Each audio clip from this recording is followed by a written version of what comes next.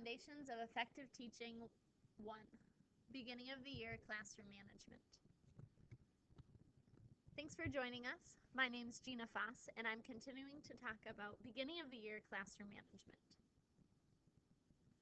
You can neither teach nor learn in chaos. Lovely Billups. Close your eyes.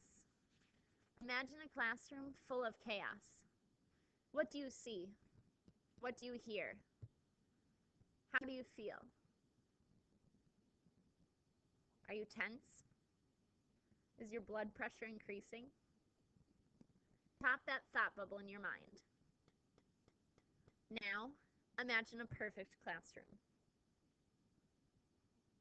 Build it in your mind piece by piece. Now what do you see? What do you hear? How do you feel? Open your eyes. Think about what you need to do in your role as teacher to establish that perfect classroom.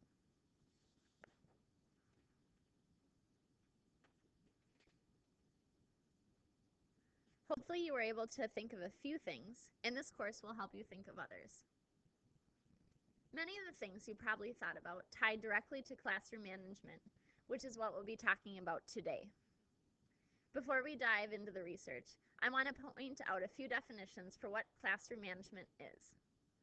Our first definition is from 1980 from Evertson, Emmer, and Anderson. Actions teachers take to control misbehavior or maintain order. Then it was revised in 1994 by Evertson and Randolph. Actions teachers take to create, implement, and maintain a classroom that supports learning. What changes do you notice in this definition? Hopefully that you've noticed that it became more proactive in 1994, whereas in 1980 it was much more of a reactive approach. This is huge. It affects our planning processes, and our entire approach to classroom management. Now we have an even more recent definition of classroom management that really shows two distinct purposes.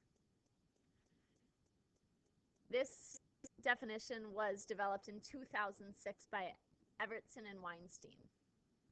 First, to establish and sustain an orderly environment so students can engage in meaningful academic learning. And secondly, to enhance students' social and emotional growth. As you can see, it's still proactive, and it now includes establishing an environment to promote other types of growth as well. And looking at these two purposes, we can see how important rules and procedures are in achieving effective classroom management. While talking about classroom management, there are three phases that we need to consider. All are important for classroom management to be effective. Today, we'll really be focusing in on the planning phase, which is done right now and even before the beginning of school, before the first day that students come. Next, once school starts, you will have to implement what you've planned. And finally, yet still just as important, you must maintain your management throughout the entire year through the last day of school. This is where you get to dive into the research.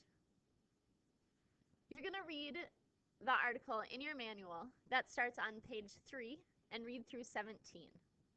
If you go to the BYCM tab in the front, you'll start reading where it says Research on Effective Classroom Management for the Beginning of the School Year.